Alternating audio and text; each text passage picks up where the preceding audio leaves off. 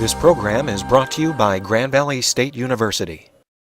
I've been thinking about how best to introduce my dad this week, and I don't know if there's anything more challenging than making a serious introduction of your own father.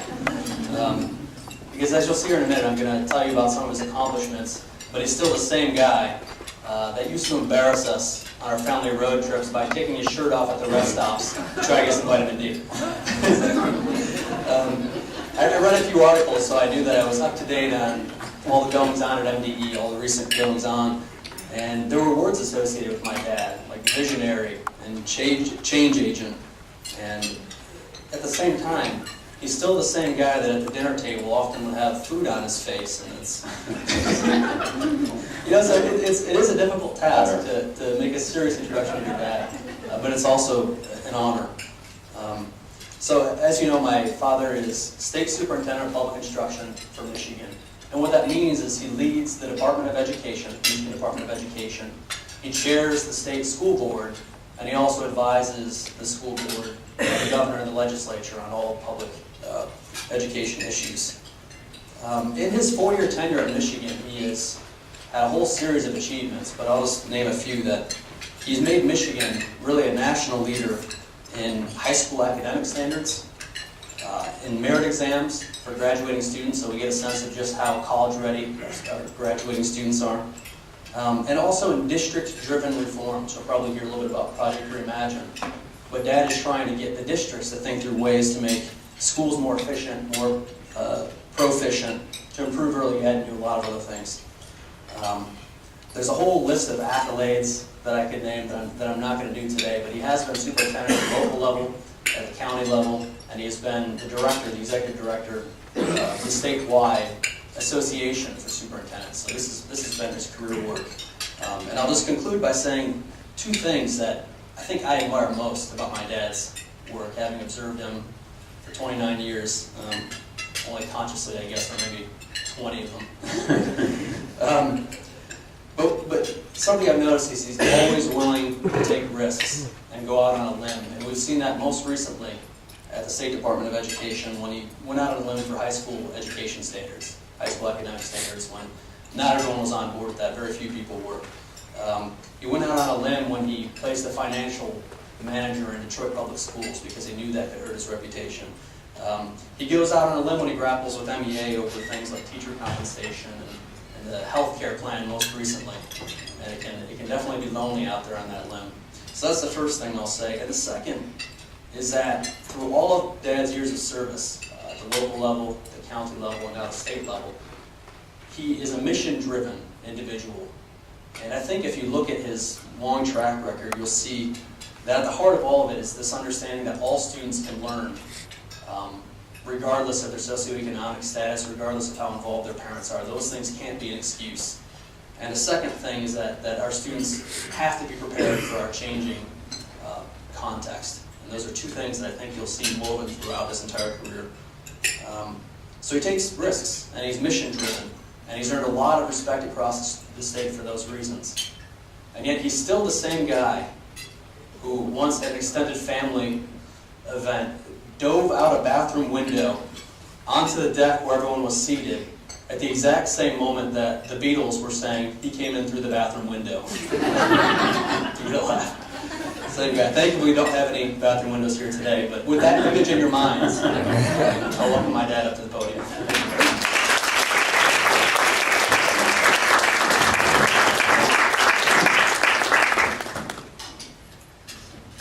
Thank you, Brian. A little emotional on that. Well, Brian knows I have 3 great kids. We're very lucky. They all are married now. Brian got married 2 years ago, and our other 2 got married almost back to back this summer, Kristen and Mike.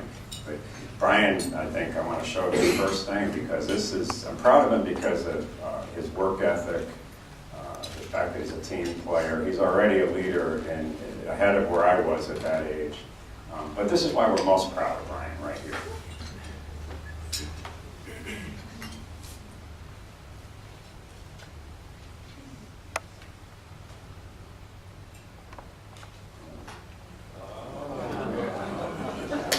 Our first granddaughter daughter,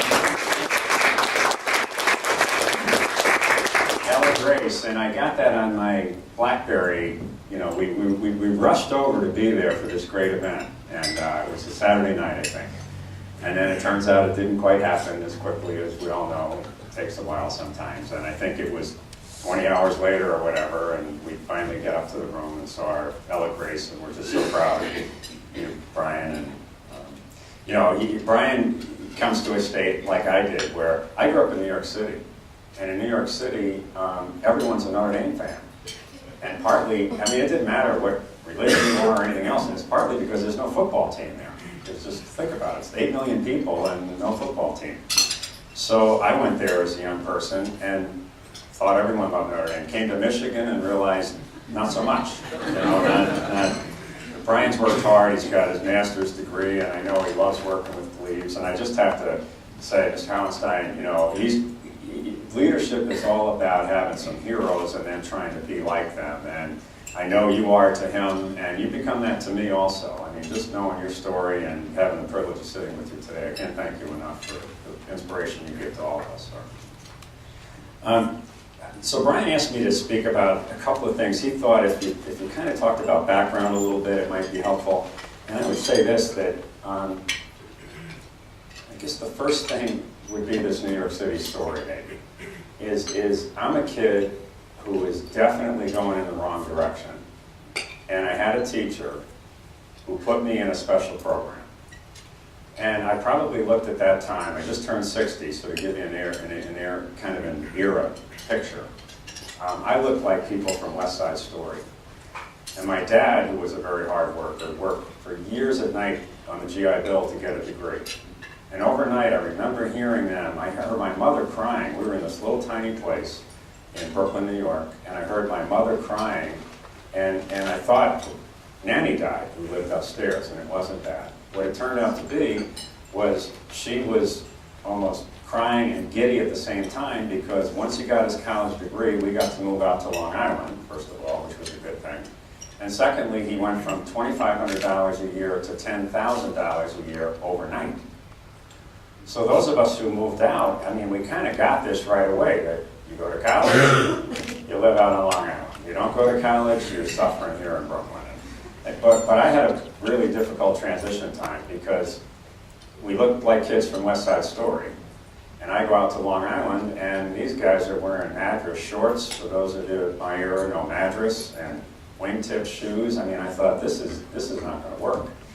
And I think it's fair to say I was a discipline problem, to say the least. So when this teacher came up and said we're going to be in a special program, I thought, they're going to put me in special education. But, you know, I didn't really care. And instead she said, no, what we have in mind for you is we're going to put you in the 89er program. And it's the 89er program. She said, 8th graders doing 9th grade work. And I thought, I'm not doing 7th grade work, but, you know, go for it. But in honest to goodness, in the spirit of Brian's introduction, which I very much appreciate, it changed my life, because it told me that, particularly now, I wake up every day, I feel responsible for the 2 million kids in this state. And it told me at that point in time, when I took this job, speaking of the high school requirements, that we're not going to keep having the hypocrisy that is in most schools today, that all kids can learn. We all say it to each other, all kids can learn. But we really mean maybe not those kids. And sometimes those kids have racial implications, sometimes it has implications related to special needs, special ways to learn.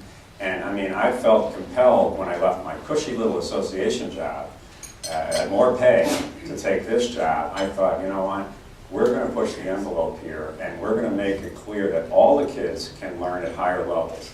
And by the way, if we don't, we're going down. This state, to say the least, has its shares of troubles right now. But if we don't get much larger numbers of kids at higher levels of achievement, economic development's not going to happen. When we get some of these businesses that we get, it's partially because, I'm a little embarrassed to say this, I've been asked to be part of teams to get new businesses here, and they want the state soup to kind of give an overview. And they think that already all of our kids are proficient in Algebra 2. Now, we require that, and it's just kicking in this year for this year's seniors, but it hasn't happened yet. But I'm a believer, because of what happened to me, that when they believed that I could do that, and I had great parents, as you know, but when someone else believed that I could do that, I believed I could do that. Half of it is that simple. And when we're talking about high school requirements, which at the very beginning, Governor Granholm and the legislature were all shaky about it, the board, people are going to criticize us. And then we started to get good editorials. Before you know it, within a matter of my first 6 months, we had it done. And not every kid. There are some kids that are so cognitively impaired that they're not going to be able to become proficient in Algebra 2. And there's a little bit of a way out called the personal curriculum. But what I'm not about to get in on, there's even a lot of pressure right now, is if we open the door too wide, trust me, we will go right back to the same old thing where those kids really can't do it. And then we're going to go down. It's just that simple. And so I'm just so proud to watch the last few years examples of, I gave an award yesterday at a school in Bay City, very low, high poverty area. This was an alternative school, and these kids are flourishing. And a lot of it is because they believe that we believe they can do it. So kind of my own growth, it's funny how these things all link together. My 89er program is still in the back of my head. The other thing in the back of my head is, even though my mother was French Protestant, my father was Irish Catholic, when you have the name, you perceive yourself to be kind of all Irish. And so when Kennedy got elected, probably for what may be happening for lots of African American kids right now, there's an issue that finally the barriers are at least psychologically taken off. Because that was a big deal to us. As I said, I had basically a Protestant a Protestant and Catholic tradition, but there was still something about, it had never occurred to me that a Catholic had never been elected. And so I think, tied into education, that's another piece. We have to have kids actually believe that the system allows them to get right to the very top. And I think we're pretty much shattering the whole thing. We've got one more thing to do, and it's gender. Look at the gender thing at some point. Speaking of Obama, just for a minute, I'm not a Republican or a Democrat. I vote about 50-50. If I went back in my life, I introduced Senator Kuipers the other night at an event where I was speaking, and I thought he for those of you who know him on this side of the state, tremendous leader on the education side. He's a Republican. And then there's a guy named Melton who's on the House side as an education leader for the House. Two great people. And that's why I think in my job you have to be careful not to be partisan and try not to be. I think it's the reason I very much appreciate your comment, please. But I felt a kinship with Angler, and I do with Granholm. And I think if we can get folks to get over some of this other stuff that I don't get, it's why I'm at odds with the governor right now on the health insurance. The MEA owns the insurance company. I'm being a little blunt here. This is supposed to be lighter, but they own the insurance company. And we can save hundreds of millions of dollars right now if we have a pool for school employees in a pooled life insurance or health insurance pool that'll save a ton. But I digress. Let me just show you this, or listen to this little clip. Michael Flanagan, Michigan State Superintendent of Instruction, led statewide efforts to intervene in struggling schools. The state developed new rigorous high school course requirement, rigorous elementary, middle school standards, research-based school improvement. The state has supported high-need schools with the establishment of principal academies, follow-up coaching and support, school monitoring teams, targeting funds to schools and subgroups that need it the most. It strikes me that part of the struggle that Mr. Flanagan was referring to with his daughter. My sister's a teacher, so she went through the same thing, is needing that mentor. There are some other elements as well. So my friend Barack and I, this actually was kind of interesting because I had a chance to testify for my national organization on what was called the reauthorization of No Child Left Behind. And they only had one hearing, and then they put it on the side. It hasn't been reauthorized yet. But Senator Kennedy happened to be the chair of that committee, and Barack Obama and Hillary Clinton were members. And I can remember coming in, and they came down from their high seats and actually sat with us. And there were three of us, a Harvard professor, me, and a principal from Chicago. And I sat there, and to be candid, this guy who we thought the next day, Brian had flew me in the next day that he was going to announce for president at Lincoln's Springfield. And so he's not listening the whole time. His head's down, and I'm thinking, this is really rude. You know, no one was he listening to. And I thought, well, you know what, he's getting ready for tomorrow, and I need to just let it go at that. Well, I think I spoke first, the others did, so it had to be a good hour before he made his comments. And you suddenly realize he picked his head up, and he knew in detail everything that all three of us had said. Everything. So I thought, Democrat or Republican aside, smart is good. Smart is good. And in this particular case, the one thing that also struck me is I thought, I'm never going to be here again. So I pulled the camera out when they all sat down, and I took a picture. And I mean, the gallery is like kind of laughing. They're not sure what to do. The Harvard guy looks at me and goes, but then when we left, he said, could you email me that picture? I thought, no, I'm not emailing you the picture, but I have it now. So a little bit about leadership too. Brian asked me more directly, like how maybe that worked out in my life. I think a lot of this is luck and timing. I mean, I think you work hard is a certain minimal characteristic you have to have, but a lot of this is luck.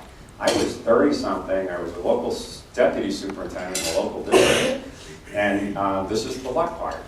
The superintendent retired. I wasn't even interested at that time. Brian and the kids were all preschool, and I didn't apply. And all of a sudden, the board comes in and says, well, you know, we had a group that interviewed 17 community groups. This was Farmington Hills in the Detroit area, about 100,000 people in that community, 35 schools. And they said, 15 of the 17 said, just hire Flanagan. You know, why are you going on a national search and everything? Which was a nice surprise, stunning in a way. But I went home, talked to, and we decided, you know what, the kids are young. So we kind of had a deal that 5 years from now, there was no guarantee, but 5 years from now, maybe they'd come back and they'd try to get someone near the end of their career. Well, that's the deal, the last I knew. The next day, a guy comes in who was a national figure in superintendent circles, and he was leading the search. And I didn't know that at the time. I suddenly see him standing in my doorway, and I mean, I knew him as kind of this revered superintendent nationally. And he said, are you Mike Flanagan? And I said, yes, sir. And he said, so you're the fool. So you're the fool. I'm thinking, this is like one of my heroes, and he's calling me a fool. And he said, well, you know, I understand you were offered the job, and you said, you know, not thanks, but no thanks. I said, well, explain the situation. The kids are young. And he said, well, what do you think you'll be doing a year from now? And I said, well, I'll be deputy here in Farmington. And he said, no, you won't. And I said, well, why not? And he said, well, once a new person finds out that there was that much interest in you, trust me, you'll be driven out. It's just a matter of time.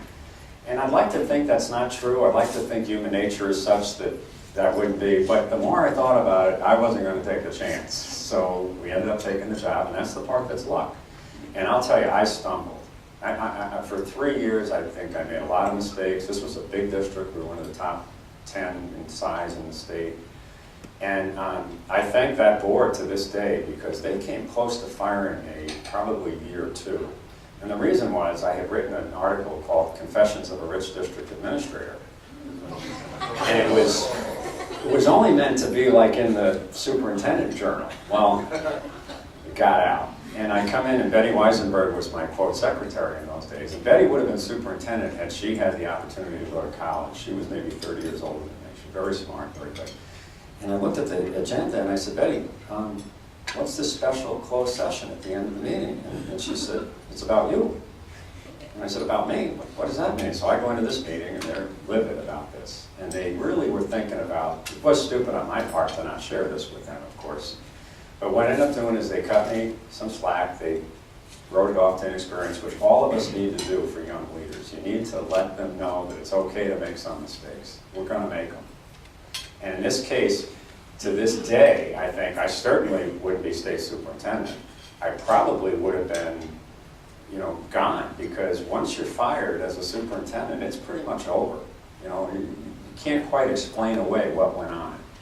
You know, is it really serious? Is it something that wasn't so serious? So I thank them.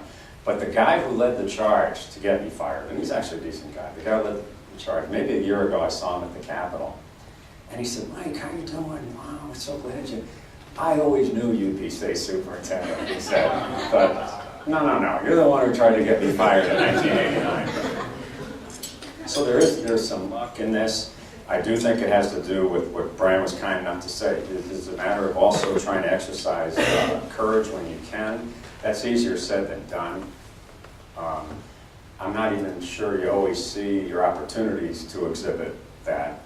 But I wanted to show you, the other thing I think you need to do is you need to be in a spot where you can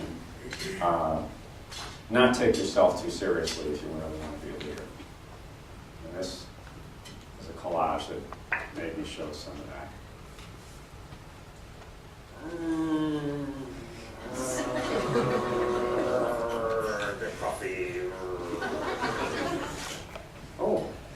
Speaking of transformation, I don't know if I like this look here. I'm thinking if I took this down further. Just in front of 2,000 people. That was the only kind of dark hair I had was in the middle here, and it's gone now. Maybe here. I'll clean this up later. I'm not gonna. Well, the reason I'm doing this again is to burn in your brain a message that I look like Grover Cleveland or something.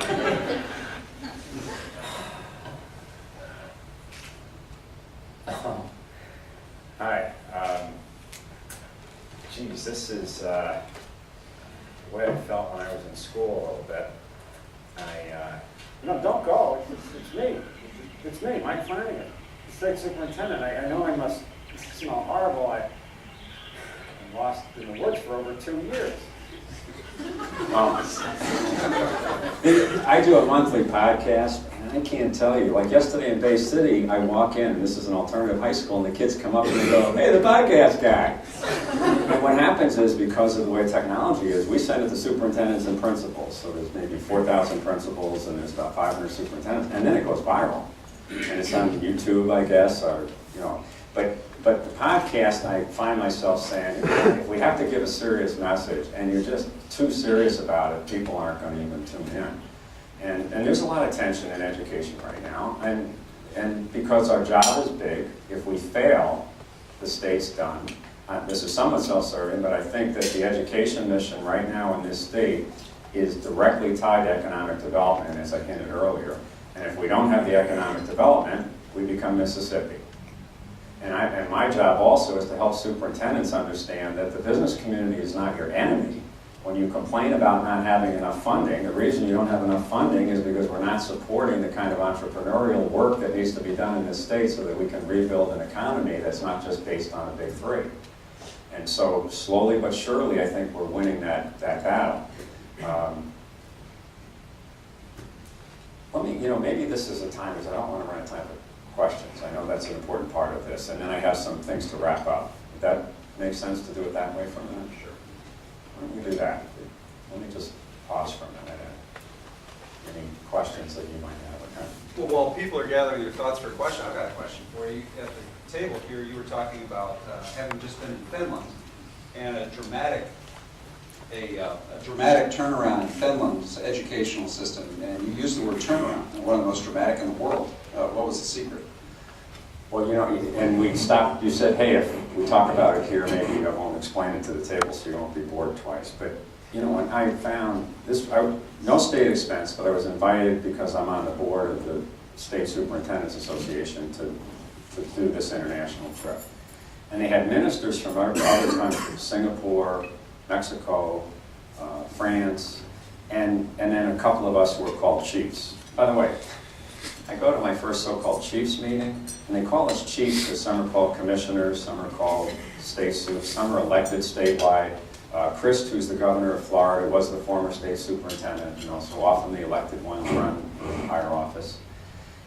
And just as an aside, when I went to my first meeting, I didn't actually think it was that good. And the executive director said, Flanagan's the new chief here. What do you think? And up above me was a banner that had CCSSO, which was Council of Chief State School Officials. And I looked up and I said, I'm just proud to be part of the Kaka Soso Association. They didn't laugh. And I'm serious about this. I think one of the problems we have is we have people that get into positions of authority and then they take themselves so seriously that they get nothing done. Nothing done. And it's scary in terms of a national prospect. But right now we're competing with the rest of them. So I'm actually hoping they all lull themselves to sleep and just do whatever they do, and then Michigan will race right by the other states.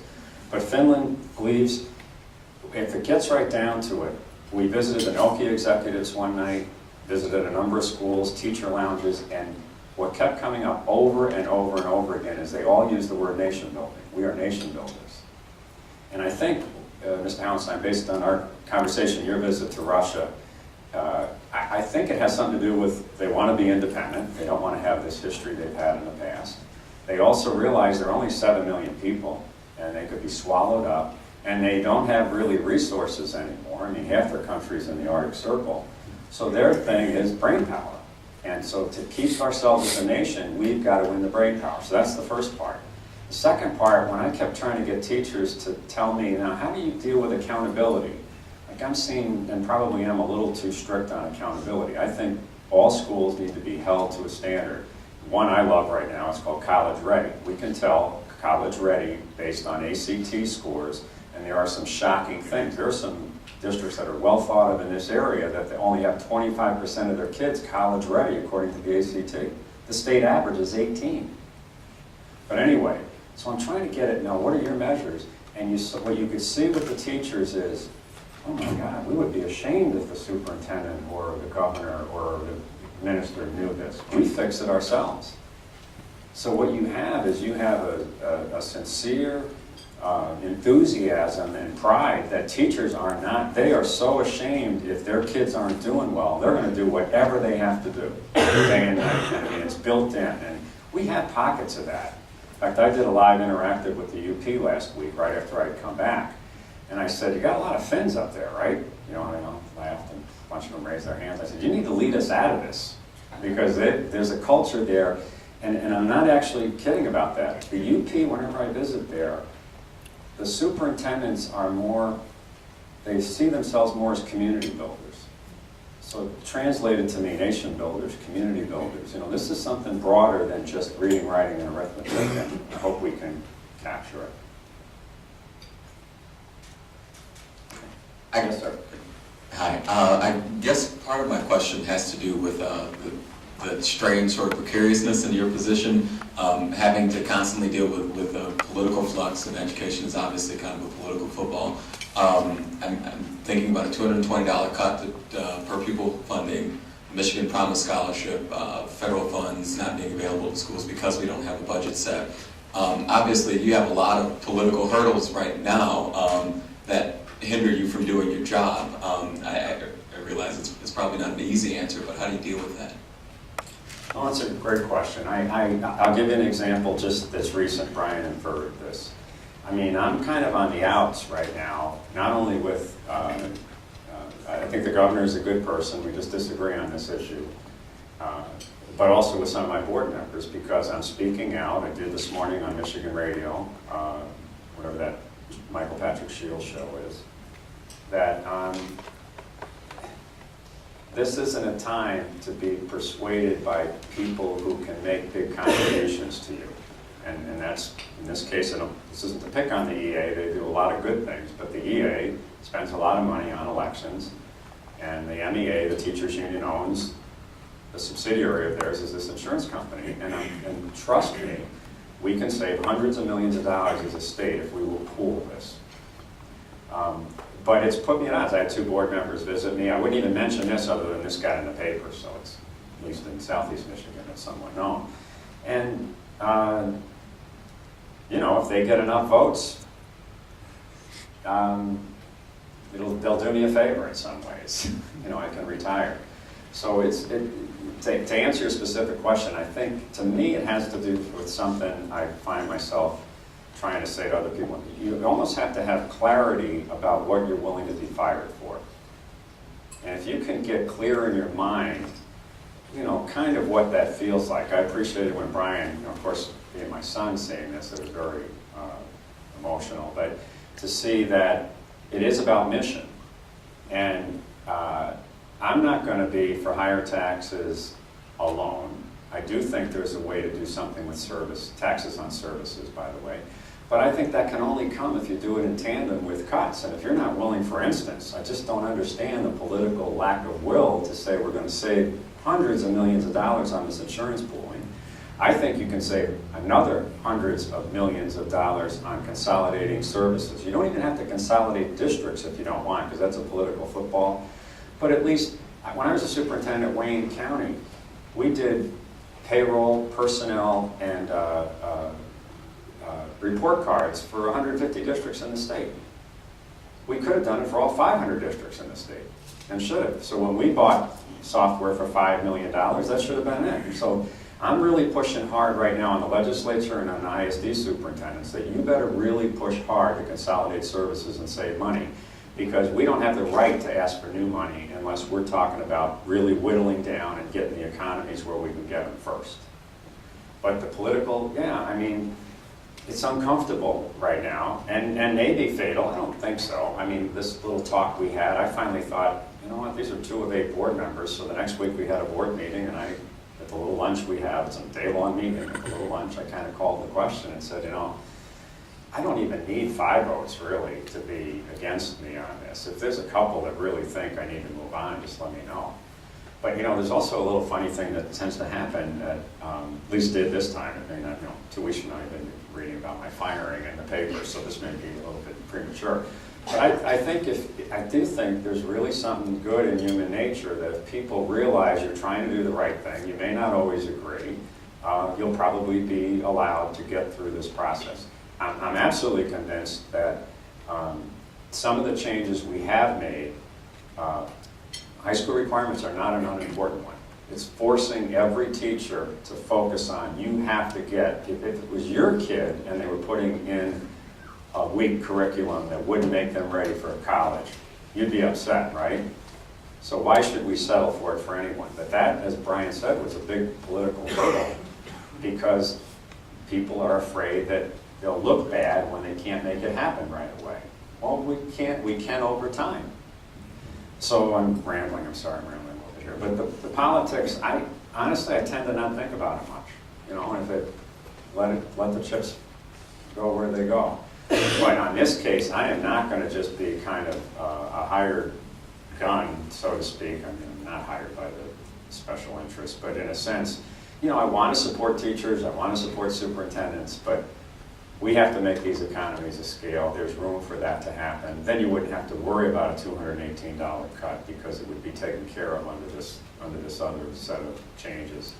But there's, and in terms of the Promise Scholarship, I mean, you know, what the cuts we're making in higher ed, Grand Valley is a perfect example. This is our seed corn for the future. We got to make every other kind of change first before we make them here. And I think that would include the Promise Scholarship, because that's helping a lot of kids get through college that wouldn't otherwise. But, you know, I'll give you one little piece that's maybe a little more practical or direct. The reason we're having trouble in Lansing right now is in large part because a lot of the House members know that the Senate is all term limited, and they're all jockeying to become the senators in their area. And I'm not even saying it in a negative way. There's a lot of good people in the House, but they're afraid to take a tough vote because they're afraid it's going to catch them in the primary, and then they'll never get the next step. And that's why the timing's unfortunate a little bit. But I'm kind of at the point where I'm thinking, you know, I'm going to do what I think we need to do, and I'm going to make some mistakes. But in this case, it's not a mistake. We should be pulling the health costs, and we save a lot of money. And it's become a political football. And I'll just mention one other thing. I did a hearing to that effect, and at the hearing I testified. And at the end, one of the House members asked me, well, are you getting pressure on this? Because they had read the article about 2 board members visiting me. And I said, if you're talking about that, no, we're fine. We worked all that out. And they kept pressing. And finally I said, well, you know, I know the EA is calling my board members, and I know they have but this is a democracy, and I'm actually fine with that. And I actually am fine with that. I think the teachers union has the right to call people and say, we think someone's doing the wrong thing. I don't think I am. I think we have to win this battle right now, and otherwise we're going to go down. We we have to get smart and not just keep throwing taxes on when, in fact, we can also get economies of scale. Sorry, that was way too long for that. Yes, ma'am. Thank you. My question is kind of connected to Selma's question as well. You're saying we need to get our students ready to compete internationally, not just nationally, because now we have to compete with people from all over the world for jobs. How do you get parents and community members and politicians to be on board with you on this point, or how do you face their opposition, especially when it comes to the languages? Because I know people, why do you need to learn another language? Right. Could everyone just speak English will be good? Right. It's interesting you mentioned that because the first biggest controversy I had was over algebra. That all kids don't need algebra. And most people don't realize that even if you're not going to be an engineer, algebra helps you think. It massages your brain, in effect. But the second biggest argument was language. We don't need language. And we have a 2-credit language requirement now to graduate. And when you go to Finland, then you realize before they're out of elementary school, they know 2 languages in addition to Finnish. So they know 3 languages by that time. So we need to do this just to be able to compete. And we're going to stick to that, and we're going to stick, there's some prediction, the local superintendent here has been nagging me a little bit in the press, that all these dropouts are going to happen because Flanagan won't back off on the requirements. Well, frankly, if dropouts happen, then you need to be accountable to your community that what didn't you do to help your kids be successful? Because all I can tell you is if they don't learn language, if they don't learn math, if they don't get the higher levels, we're done. And as you just said beautifully, I mean, this isn't about competing with Indiana anymore. You can be an engineer for Ford in India, in England, and with technology. So this is a matter of us really taking this seriously. And I would say this, 4 years ago, this is another little tip on leadership, maybe it's not, I don't know, but every interview I've ever had, I always say that the toughest thing that I would do, knowing that they may not like it. And you know what, if you don't like it, then I don't say it quite this way, but if you don't like it, then don't hire me. And in this case, it was, in effect, trust me, if you hire me, we're going to raise these standards and we're going to make sure that superintendents and principals and teachers pull it off. And it was kind of like, yeah. Well, then 2 months later, when I said, here we go, it gave me a lot of license to do it because they're honorable people and they knew that that's what they were getting. Didn't work so well a year ago. I was a finalist for president of Eastern Michigan. In the morning, Saturday morning, had the votes from what I understand. And then there was a swing vote that morning, and which was actually a blessing in disguise maybe. But what ended up happening in that case is later one of the trustees told me, well, if you hadn't said what you said the day before at that public forum, and I said, well, what was that? And he said that we probably need to consider closing one of our schools. I guess it wasn't quite that direct. What I meant was that as we change as a state with 14 public universities, everyone maybe doesn't have an ed school. Everyone doesn't maybe have a business school. We just can't afford this superstructure. So I wanted to be on record that if you hire me, we're going to be smart about maybe we aren't in all of these. But of course, it didn't work out. I mean, that was one where I think it's some legitimate fear, frankly, because I'm not sure anything at Eastern should necessarily close, but I think it's something that should be studied. And this is one state that it's hard to do, as you guys know, and work here, because you don't have a chancellor. Everyone's independent. But back to one other point. The polling of the Detroit News in 2005 showed that only 27% of the parents believe their kids need anything past high school. That's when I knew we have a big problem. How am I going to sell high school requirements when they don't even think they need college? And why? Because what's been the bonus, especially in Southeast Michigan, but pretty much in the state for the last 50 years is what? Auto. And when I first came here from New York and found out, I come out and my wife's cousin is driving a Lincoln. I got a Pinto. And he dropped out at 15, and he's got a place up north, whatever the hell up north was at the time. I had no idea. And all this stuff, and I'm thinking, oh my gosh, and he's a line worker, smart guy, very smart guy, but the culture here was you don't need any of that, and we're still fighting it. We're still fighting it. I think there's still denial, and some people think it's going to come back. It's like, have you been reading the newspaper? What's going to come back is building a new economy, having a smart workforce, sending a message to the nation that we're number one, that we're going to do it. I really believe, I'm out on a limb now as of this morning with this radio interview, but I said you're going to see a bump in the ACT scores next year, and it's going to make us a national story. I hope now. But I think it's because it's not rocket science. If you expose more kids to the coursework, you're more likely to have more kids do well on the ACT. I mean, again, I hope. If we don't, then I don't know what happened. Should I wrap? Mike, just one last Yes, question. Get off the substance of what you do and maybe the style of leadership that you bring. I know through your videos and also your presentation today the importance of humor in your presentation. I'm curious how deliberate you are with respect to humor and how important you think that is to leadership generally and some of the leeway you've been given over the years. That's a great question. I have some criticism of these podcasts that I get from, a board member or two, as an example, who think that the position should be more official and formal. But number one, that's just not me, so I couldn't do it if I wanted to do it. And I'm fine if next time around, which I guess, as I said, could be next week, but I think I'm going to be here for 5 years, honestly. I think I'm going to be here through the first term of the next governor. I would like to be. But it is deliberate on podcasts, because I'm thinking, how do you somewhat just show this isn't all about official business? And I think a little bit is when I'm trying to remember, particularly 20 years ago, thinking about a state superintendent, if it seems too formal, I don't know that you can relate to what we're asking to be done.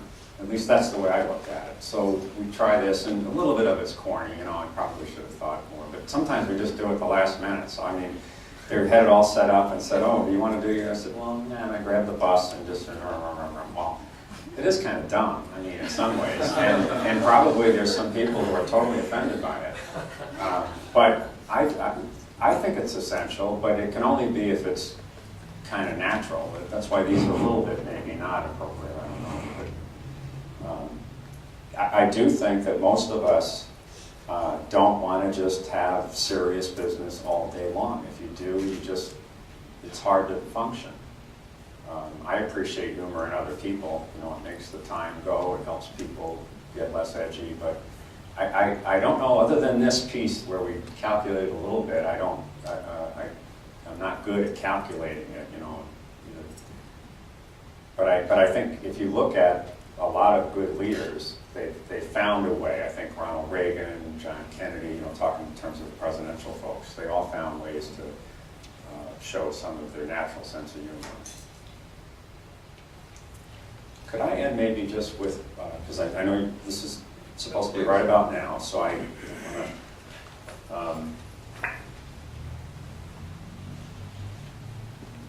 to, I did want to mention one thing. Brian mentioned in the intro, but if you want to talk about, I have not felt more on a limb about anything than putting a financial manager in Detroit. And partly that was very painful, as you know, because this ended up changing. But in the very beginning, the people who did not want that to happen just went painfully at me about, he must be a racist. And that was tough. That was a tough couple of months. It's turned totally, because the leaders there know that something dramatic needed to be done. And that community has ended up, I don't know if you see much of it on this side of the state, but a guy named Robert Bob we put in, he's doing an excellent job. It's not a long-term solution, but it's one to make some quick decisions that need to be made that's hard to make with the board if you can't get enough votes. So I would just say that was, I started to get off on some other ones like the high school requirements, but that was the one maybe that I had to suck up the most in my, take a deep breath and say this could really be trouble. And I want to tell you the one thing that a lot of African-American leaders in Detroit had told me, and I didn't recognize it at the time, so I'm sharing it with you just in case you have a related type issue, is they said the single thing you did that made this work more than anything else, which surprised me, was you suddenly showed up at the Detroit board meeting after you announced it. And I actually was going to the airport and instead said, you know what, something's not right here. And I kept driving to Detroit. I ended up at their board meeting. It was very uncomfortable in a way because they were very upset. But I think what it did was show that I'm respecting them as a board, because I do, by the way. I think 3 of them are outstanding people. They just couldn't get the votes to do what they needed to have done. But I just mentioned that in passing. I meant to put that in earlier. I think sometimes it's a matter of showing respect, not as if you're some Lansing person who is above others and therefore you don't have to put yourself on the line. And even though they're very cordial, the folks there were cordial, I think they knew that I didn't know that's the way it would turn out, so it helped that transition. But here's the thing I wanted to, to me, leadership, especially for the fellows here, and attitude's a big chunk of everything. So I thought I'd show this very briefly and then just finish with one comment. I am part of a lost generation, and I refuse to believe that I can change the world.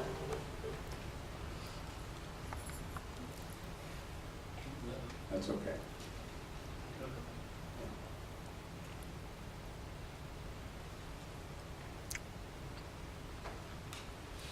I am part of a lost generation, and I refuse to believe that I can change the world. I realize this may be a shock, but happiness comes from within is a lie, and money will make me happy. So in 30 years, I will tell my children they are not the most important thing in my life. My employer will know that I have my priorities straight because work is more important than family. I tell you this, once upon a time, families stayed together. But this will not be true in my era. This is a quick fix society. Experts tell me 30 years from now, I will be celebrating the 10th anniversary of my divorce. I do not concede that I will live in a country of my own making. In the future, environmental destruction will be the norm. No longer can it be said that my peers and I care about this earth. It will be evident that my generation is apathetic and lethargic. It is foolish to presume that there is hope. And all of this will come true unless we choose to reverse it. There is hope. It is foolish to presume that my generation is apathetic and lethargic. It will be evident that my peers and I care about this earth. No longer can it be said that environmental destruction will be the norm. In the future, I will live in a country of my own making. I do not concede that 30 years from now, I will be celebrating the 10th anniversary of my divorce. Experts tell me this is a quick fix society, but this will not be true in my era. Families stayed together once upon a time. I tell you this, family is more important than work. I have my priorities straight because my employer will know that they are not the most important thing in my life. So in 30 years, I will tell my children, money will make me happy is a lie, and true happiness comes from within. I realize this may be a shock, but I can change the world, and I refuse to believe that I am part of a lost generation. So for new current and future leaders, you can change the world. It's based on if you see it this reverse way, which I hope you can. It's really been an honor to be invited today. It's a pleasure to be with you. The preceding program is copyrighted by Grand Valley State University. Visit us at gvsu.edu.